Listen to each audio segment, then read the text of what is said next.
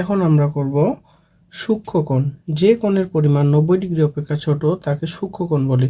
তার মানে 90 ডিগ্রি অপেক্ষা ছোট কোণকে সূক্ষ্মকোণ বলা হয়। তার মানে এটাও আগের মতো এইভাবে রেখা টানবো। এটা খুবই সহজ। এই যে রেখা টানবো, রেখা টানার পর আমি যদি এটার উপর একটা বৃত্তচাপ আঁকি, যে এটা একটা বৃত্তচাপ আঁকবো, বৃত্তচাপ আঁকার পর যেহেতু সূক্ষ্মকোণ ছোট, এই জিনিসটা আমরা এভাবে একটু ছোট করে নিব।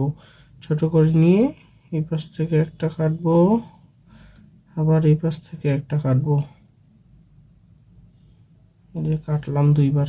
তারপরে এটা একটা এবার বড় করে কাটবো, আর এখান থেকে একটা বড় করে কাটবো। এখন মিলে গেছে কোন বিন্দুতে? এই বিন্দুতে মিলে গেছে। তাহলে আমি টানবো কিভাবে? এই যে এইখানে ধরে এই বিন্দুতে মিলে গেছে, এটা এভাবে টেনে দিব। এটা হবে সূক্ষ্মকোণ 90 ডিগ্রি অপেক্ষা ছোট। তাহলে এটা হবে বি, এটা এ, এটা বি, এটা সি।